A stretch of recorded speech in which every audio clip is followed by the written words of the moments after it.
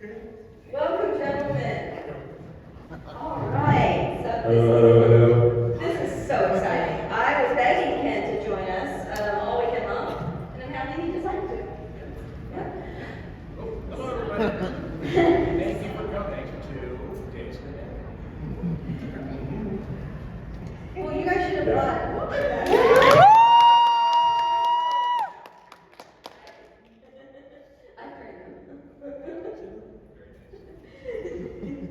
Okay, so opening this up, since we have both of you here, I would love to know about your experiences working on Devil's Rejects. Well, let's start with Ken. Oh, my God. My experiences? Which one? Whatever you want to share with us. What's in your heart? Oh, yeah, it was Bill Forsythe who put my fingers in the car door and he kept pulling me. Method acting, that's pulling me because I could kill you. No, at the time it was a great shoot.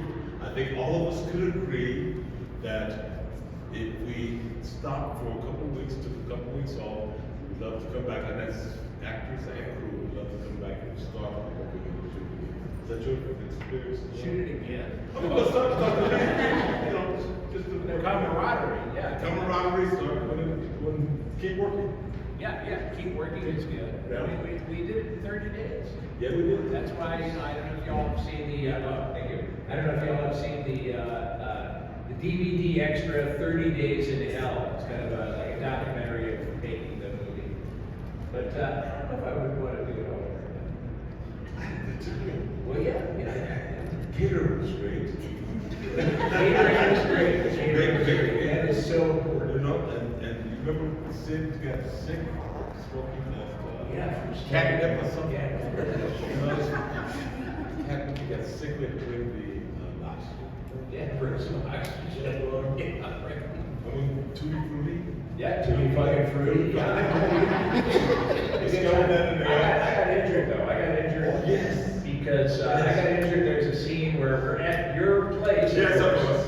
We're at Charlie's, and I get thrown out the window by Diamond Dallas Page, and then he comes outside, and I'm on all fours, and he comes outside and kicks me in the ribs, and I'm thinking, oh, this guy's WWE or whatever it is, probably knows how to do that in a way that looks real, but it doesn't fucking hurt. And instead, he kicked me, and it was like, fuck, and it bruised my ribs.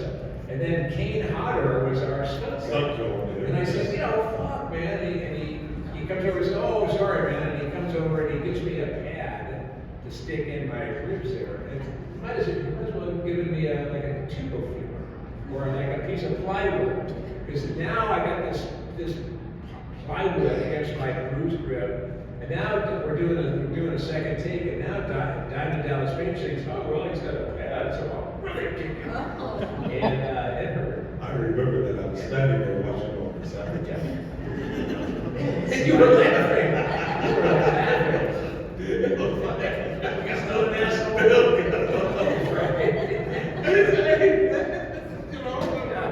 He's trying to be diplomatic, but he's saying, and nobody paid any attention to him.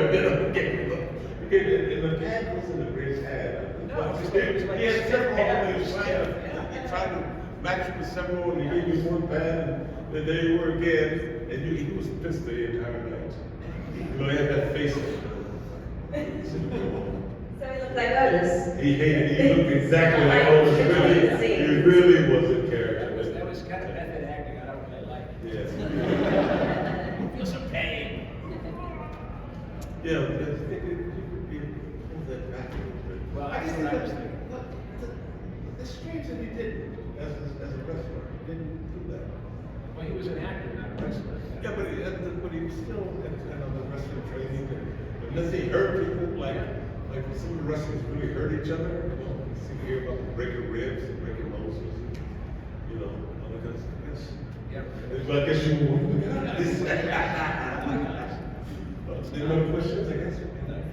So many questions. So let's actually, before I continue on, throw it out to the audience to see if they have any questions. Yes, ma'am. I had a question for Bill. Ken, I didn't know you were coming. I didn't have a question prepared. I couldn't go back.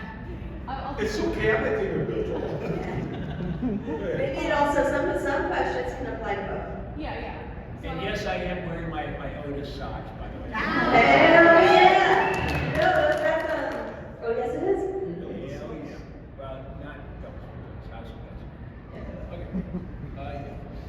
Yes, what is that? So I was wondering, since Otis is such a ruthless character and you're such a nice guy in your life, were any scenes uncomfortable for you to film, or were you just kind of like, I'll do my own thing? You know, you're assuming I'm like this all the time. Which is always the case. What's interesting being like a nice guy and being Otis? Yeah, were there any scenes? It's called acting. And that's really what it comes down to. It just, for me, it's been very easy to channel Otis for some reason.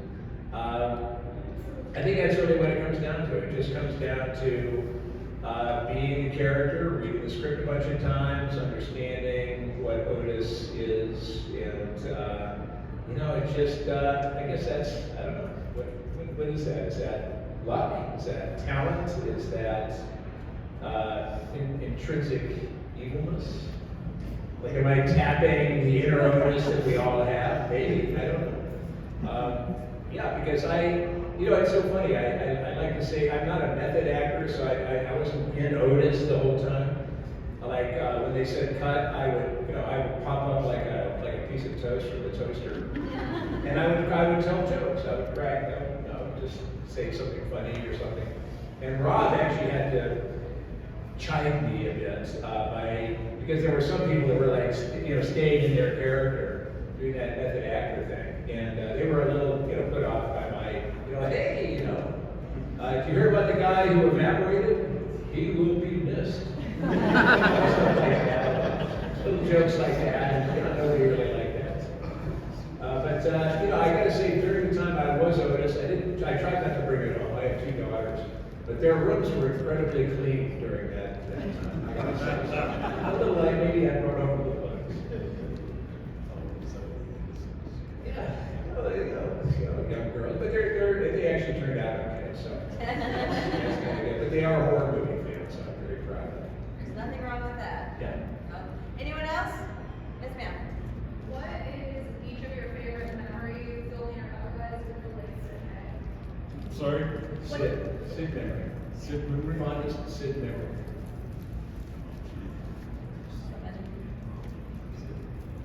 We love Sid. Oh, Jesus. Yeah. Did either of you know Sid before? You shot? Yes, I did. Yes, I remember. Orlando. World Class.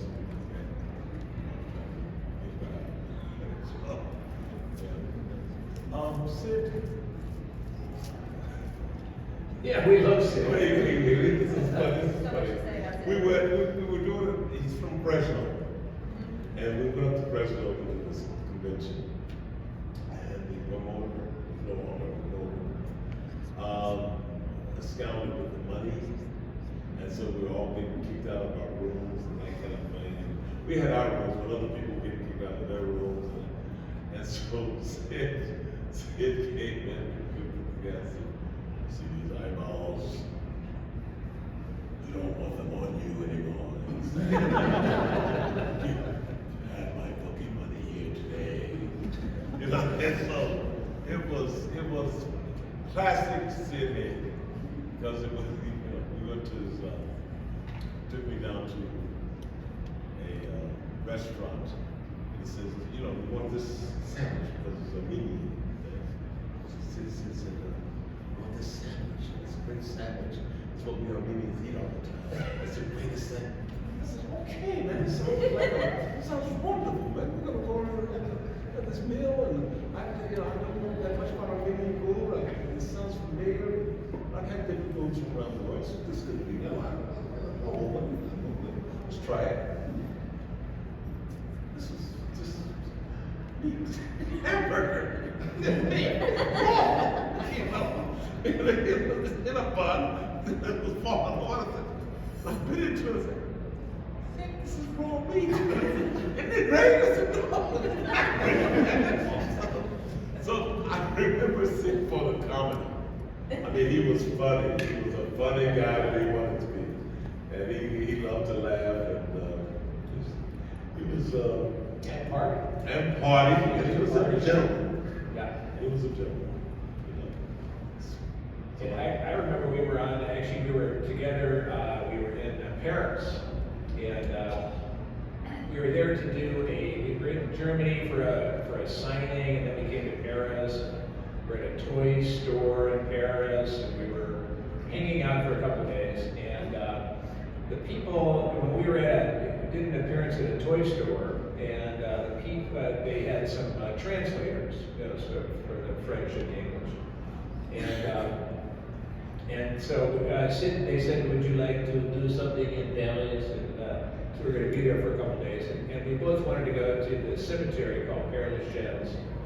And because that's where Jim Morrison is buried. That's, I think, Chopin, or one of those guys.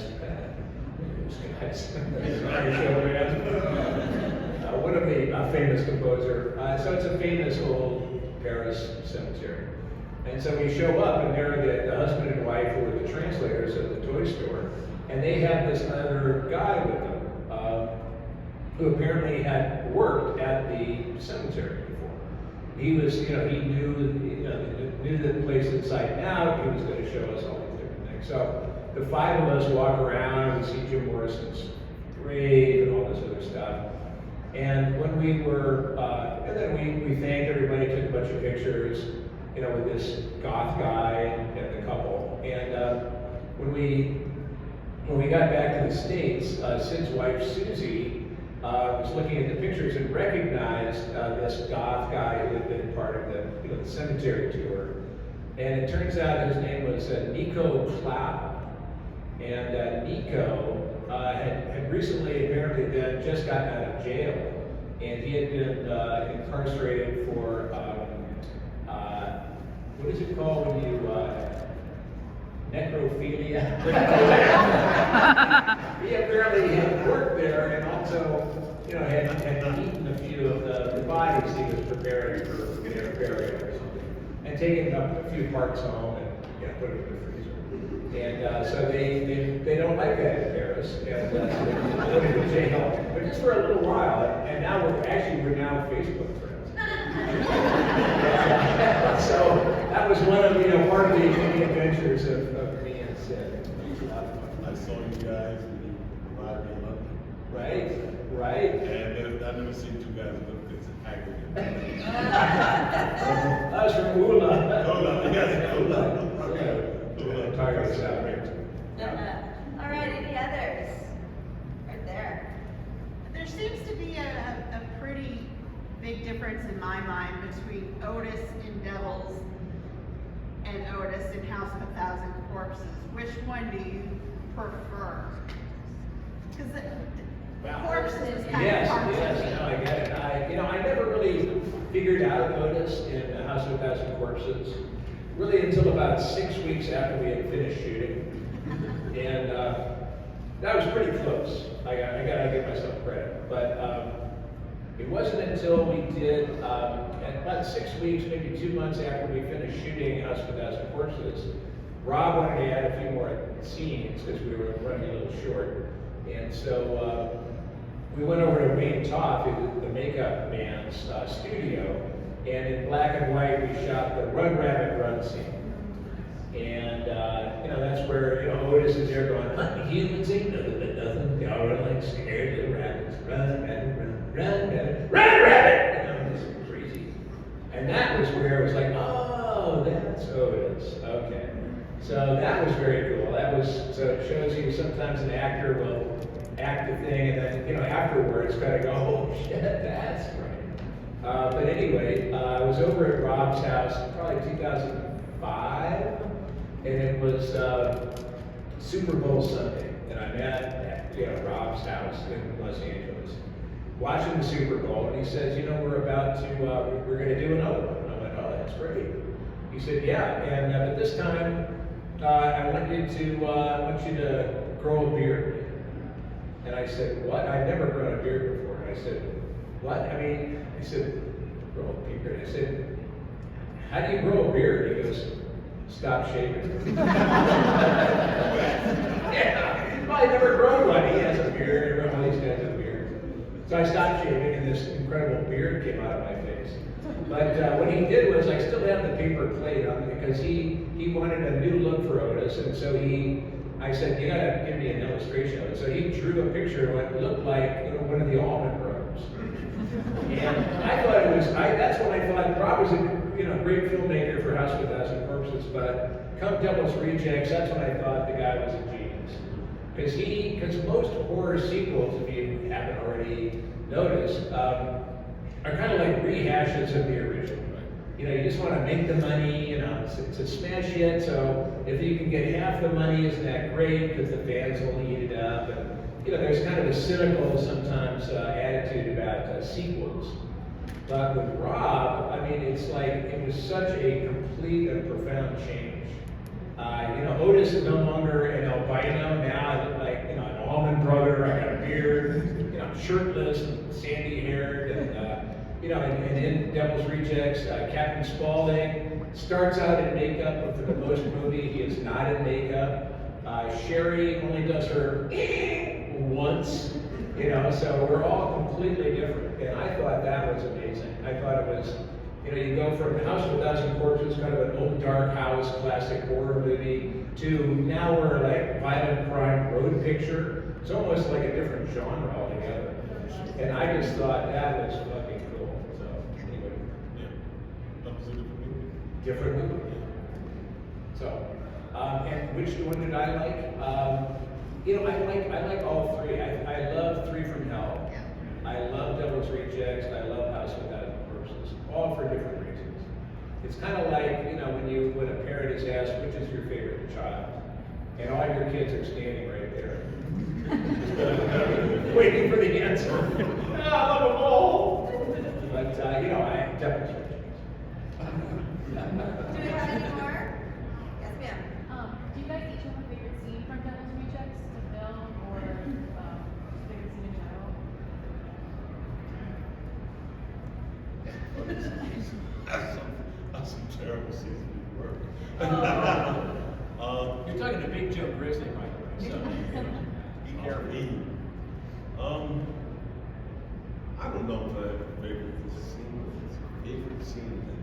All of them are so interesting. Probably after the chicken scene. After the chicken scene, not the chicken scene. After the chicken scene. This is fun. I don't know if you saw this, okay? But we drive the car, convertible, which had no brakes. So we're driving the car back to my frontier town, and Michael is married, but he's still going on about the chicken fuck. And I'm still telling him, shut the fuck up, we're finished with that, all right? And so we get out of the car, Michael goes in, I get out, and I start, this is the time as a pimp, I'm in the struts, right? So I've got that cane, and I get to the steps, go one step, two steps, the hell cane got stuck in the step, and I pulled it, and so step, pull, and it doesn't come out, and so I left it. So they dropped that with the cane doing it. I'm gone inside. I didn't know what else to do. So there were funny moments that probably didn't make the cut. It was such a wonderful adventure because there were so many talented people. All the actors, Bill, Sid, Forsythe, Sherry, all of them were just great. Even the supply class.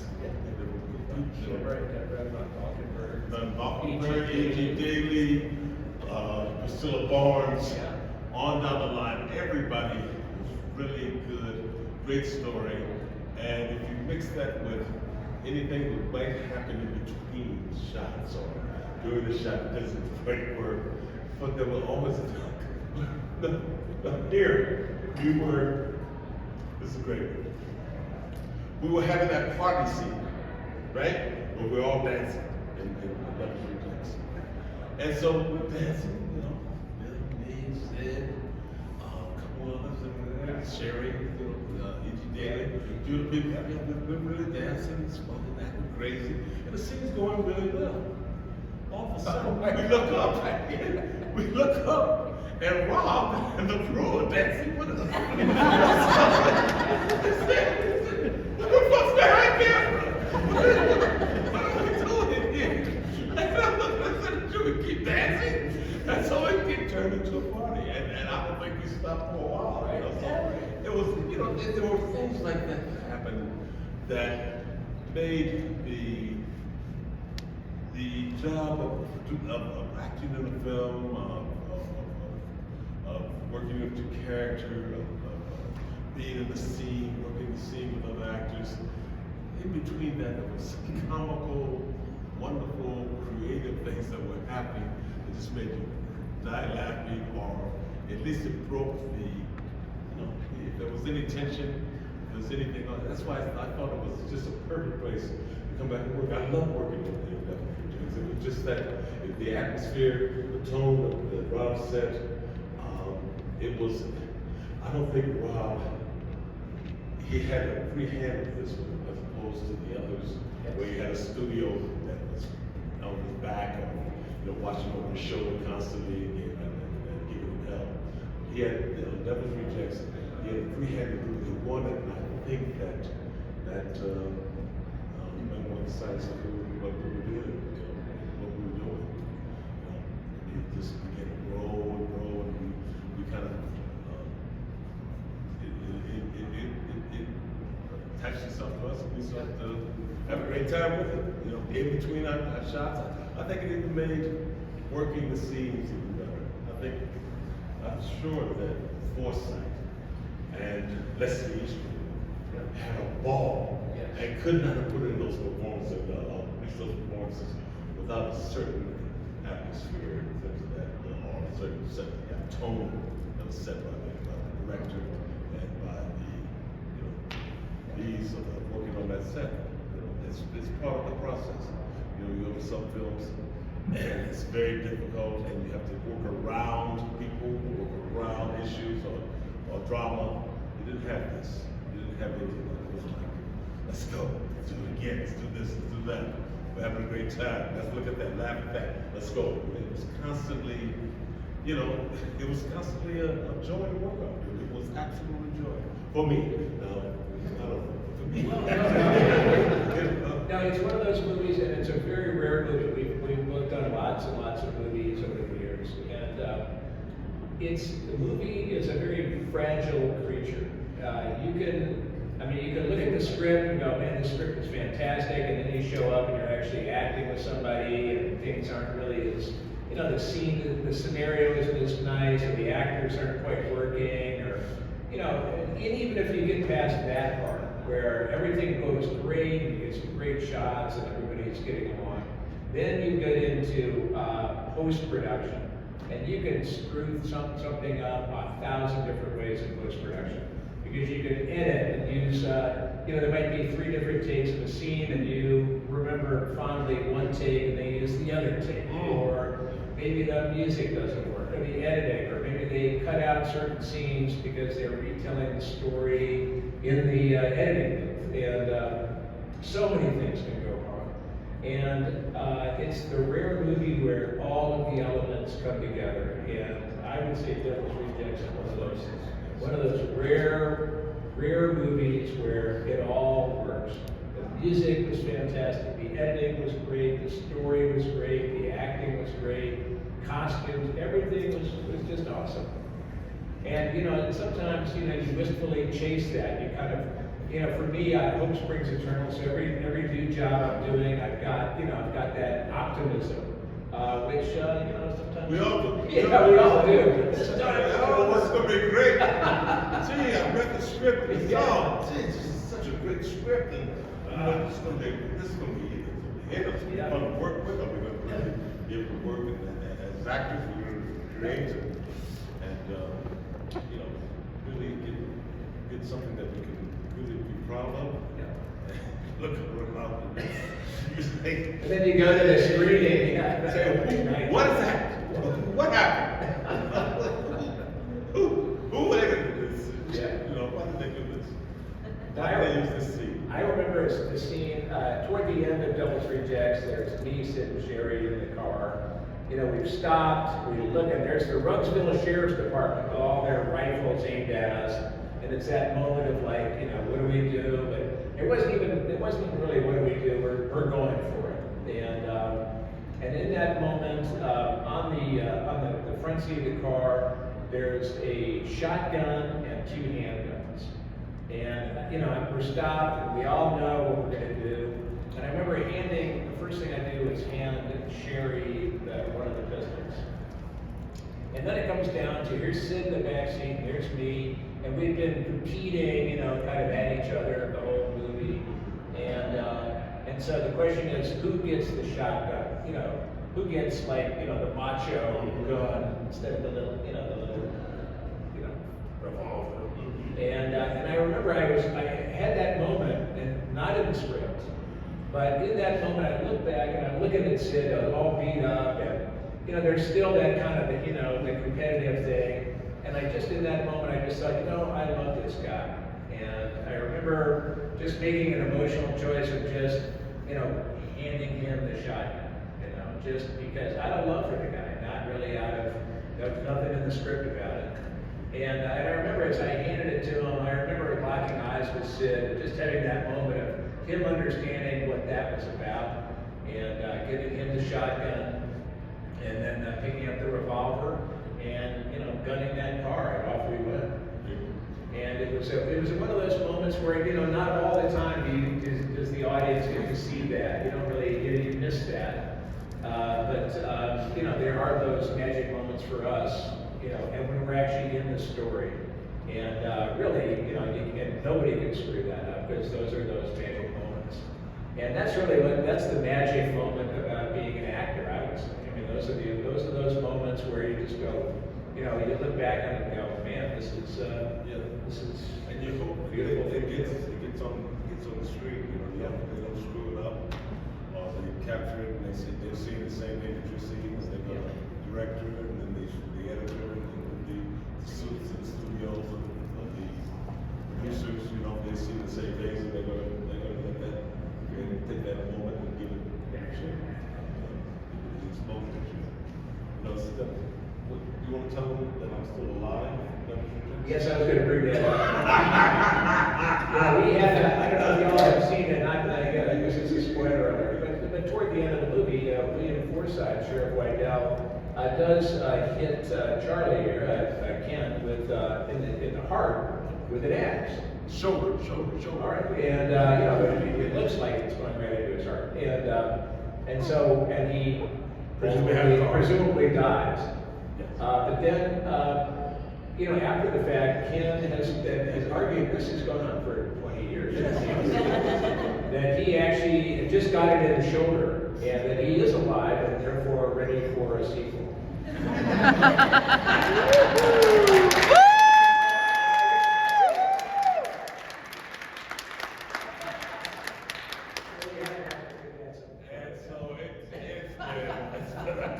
Hope spring Ever since we stopped shooting, I kept telling these guys, I'm alive. I felt the axe in the heart. You saw the axe come down, the way he came behind the car, hit me in the shoulder. You saw that. I said, I'm alive. So we reshoot this. We're stuck that film with Charlie, Devil's Rejects Charlie. Oh, that's awesome. And you have no idea how they squashed my ass. Let me tell you, you're dead, you're never coming back. Shut up, you're dead. And this is every time I mention it. So we could be at the panel, we could be somewhere else, you're dead for it. So He springs up in Halloween, he's Big Joe Grizzly, he springs up in 31. Were you in 31? No, which is Lords of Flatbush. Arthur Salem. Yeah. I lived through that. Yeah. But yeah, that was you know, I guess that was part of some of that humor that we carried from the film. I'm just scared, afterwards. But we did a lot of press, we did a lot of press, we did a lot of panels, a lot of conventions and festivals. So we did, and I want to mention that at every one of them. And they would say you're dead. I was at a convention. It was in fact that convention in England, and there's Ken in his booth at a convention, and there's a poster behind him, and it's a poster of me sitting sharing. It's the iconic poster. The three of us are walking down the road, and it's an iconic image. And there is this new poster, and it's got a picture of Ken. And in the foreground, the three of us are just gray silhouettes. And I went, where did that come from, man? And he goes, oh, I had it made. Dude. Listen. Yeah, I got it, but I didn't do that. I had a guy, tell you the truth, I told these guys, they never believed me.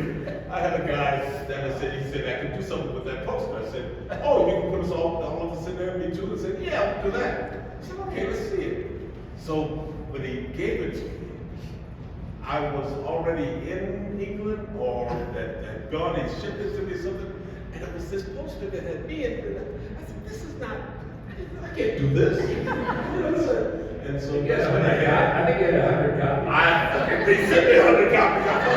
I didn't see, I didn't prove it, I trusted the guy, it's just bad news. So I tried to tell them, and they never believed me, and so I've had to live with that for 20 years. Sticking himself in the poster and blocking us out. No, we still don't do it. I think, but I think I applaud your, He's still the bold retelling of the story.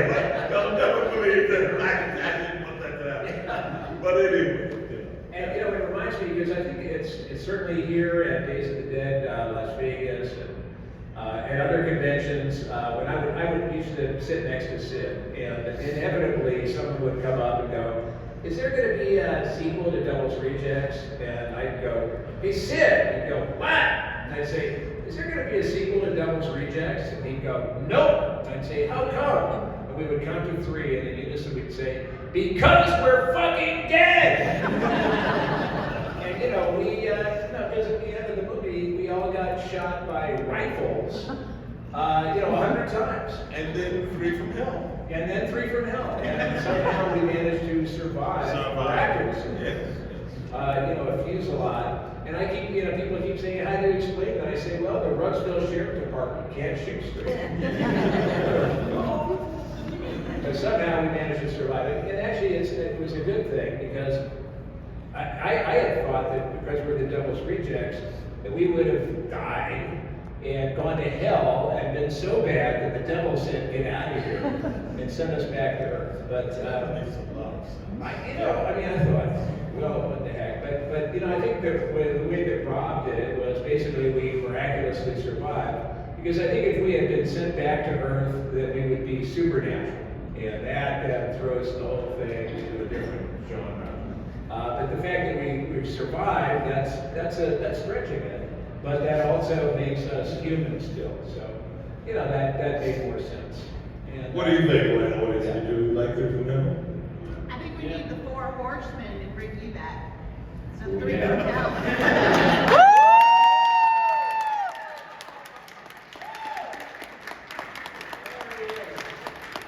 Pull that axe out of his chest. Lead the band. Amazing. Yeah.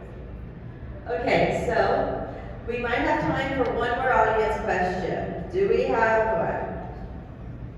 Okay, so we don't. I got one. Okay, there we go. This is for Bill here. Yeah, I just want to know about that leading role in Night of the Living Dead. Oh, the Johnny role? How did you feel when you got that call? What did he say, leading role? Yes. Leading role? Johnny wasn't really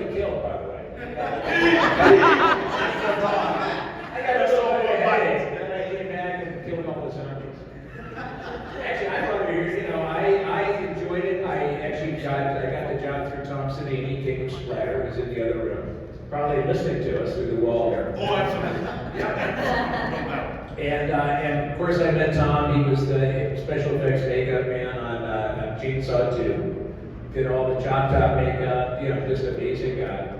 And he got the job from George Romero to direct the remake, color remake of Night of the Living Dead. And he sent me a script. And this was back in the days before internet, so the script came in the mail. And he said, go ahead and read the script and pick any part. And so I, being an actor, I picked the part of the guy in the basement who was played by Tommy Tolles, like the bad guy, because it had more pages and therefore more time, therefore more money. And so I said to Tom, I want to play Harry or whatever the guy's name was. And he said, pick any character, just make sure it's Johnny. Because I knew that was like maybe a week. And but anyway, and of course Russ Streiner, the great Russ Streiner, who created Johnny in the original Night of the Living Dead, did that wonderful "They're Coming to Get You," Barbara, and so I wanted to make sure that I had that down. So I rented this old Boris Karloff movie called Die Monster Die, and that was back in the days of VHS. So I kept playing it and studying his accent, so I was able to finally go, "I'm coming to get you, Barbara." And we had a long scene from the car to our mother's grave in the cemetery. And there was only, I had said they're coming to get you right at the beginning of the scene. So we had a long walk, so I ad-libbed, I improvised a line. "They'll hold you, Barbara. They've been dead a long time." Just to tease Patty Tallman. And, they liked that, so they let that in. But I had a great time doing it. I love working with Tom. I still can't believe that Tom isn't directing more things, but I thought he did a fantastic job. And, but again, it pales in comparison to What? your movie, man. Dawn.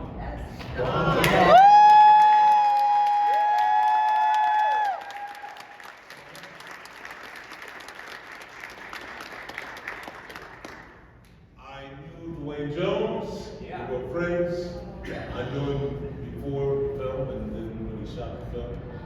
And so I was lucky, following his footsteps. That was a great role. He was perfect for it. Did a wonderful job. And I was happy to see that you and Tony Thomas. And Tony. Yeah. I didn't know who played the guy who makes the Tommy Tolles. Tommy Tolles. Tommy Tolles. Yeah, he's dead. Or is he? Yes.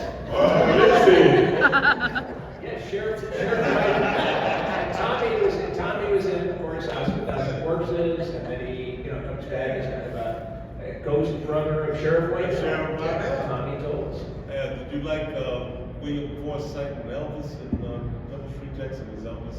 Yes. Yeah. Oh, yeah. Fascination. So good. And that was outrageous. And Leslie Easter was That's ate what it they're up. Ate it up. Yeah. Loved it. So talented. Those Bill Moseley, Sid Haig, Jim Moseley, and then you go from there. Become Leslie. I'm dead. Oh, okay, you heard it here first. I didn't say that. I'm joking. There's a video. You're going to see this on YouTube. But Leslie Easterbrook, Forsythe, even Walton Goggins. small roles like Yeah. Danny Trejo, Oh, yeah. Diamond Dallas Page. Yeah. There were small little cameo roles, but everyone it was a marvelous magic moment in our lives, and I'm glad that you enjoyed it. That one, Double Street Jackson, and we enjoyed being able to. It was just that wonderful. So believe it from my heart, it was something special. And you see it on the screen. You see it on the screen. There's not a moment in that film that's not exciting or compelling somewhere. It doesn't touch you somewhere. And remember, it was shot by Phil Parmet, and Phil Parmet was a documentary filmmaker. He did Macon County Line, I think he also. I mean, he did some really cool stuff, and Rob liked them because, of course, you know, they picked out the gritty film stock, and Phil Barnett was really just really captured it so beautifully. Good cinematography. Yeah. Good cinematography. I mean, that is, again, that's the lucky part. You've got the cinematography, the soundtrack, the acting, the dialogue, the story, the costumes, you know, just about everything. And those guys said, Yeah, and the gear. those guys said to a man, said, when I talked to the guys, I said, listen, if I had a project, you know, I couldn't afford you guys, you know, because you're so good, you know, you guys, they were all working for either Lionsgate or something, getting major production out. I said, you know, he said, no, call us. Sometimes we're not doing anything, we just like to do something to do it. Call us. Just do it like me. I wish I'd known that, Ken. That was Told me. 20 fucking years ago. You think there's nobody? Listen, you got a project, I'll call. All right. For me. All right, that's good. And what you were saying about your supporting cast in that movie is what I really love about the Rob Zombie movie is either whether you like the movie or don't like the movie, all the actors are fantastic, and it seems to develop this truth that he uses over and over again. You both are examples. E.G. Daly's an example. You met Danny Trejo. All those people you mentioned are part of the Rob Zombie troupe, and they're all stellar performers. And even if they just come in for a minute, and a half, right? It's still a beautiful. Who was the woman who got run over by the truck? Oh. Kate Norby. Kate Norby. Yeah, Excellent actress as Yeah. well. Yeah. Came in and took that role. excellent Just scene. and Lou Temple. Lou Temple as well. Yeah. Jeffrey Lewis. Jeffrey Lewis, my God. And just It's just too hard. It's too hard to go through them all star cast that was rejects. But like I said, Casting. all of the zombies films. Yeah. It's just fantastic. So that's one thing that I really like about watching his movies is I know I'm going to have a good time. And at least I'm going to enjoy the acting, if nothing else. yes. Right? You're gonna be touched one way or another. All right, we have about 5 minutes, so I wanted to wrap it up with one more rapid question for you guys, okay? Now, on our podcast, when we cover a movie, we always have segments. My favorite segment is Epic Line, where we pick our favorite line from the movie we're talking about, and sometimes we can't pick one, all the time we can't pick one, and normally it's going to be 3 or 4 or 10 lines that we mentioned and love. What is your guys' epic line from Devil's Rejects? Doesn't have to be your own. Favorite line in the movie? I know mine for sure. Good. Gotta hustle that pussy, baby. Oh, God. I'm sorry. Oh, no. Yes. Oh, Jesus. I don't know. Because Look at it. Somebody That's his favorite line. I thought one would be that I said would be remember but it's not. Which one was that? Business is business, baby. Yes. I thought that would be just a line that would resonate with people. Remember, but it's not the one. They remember it, but it's the one they really talk about is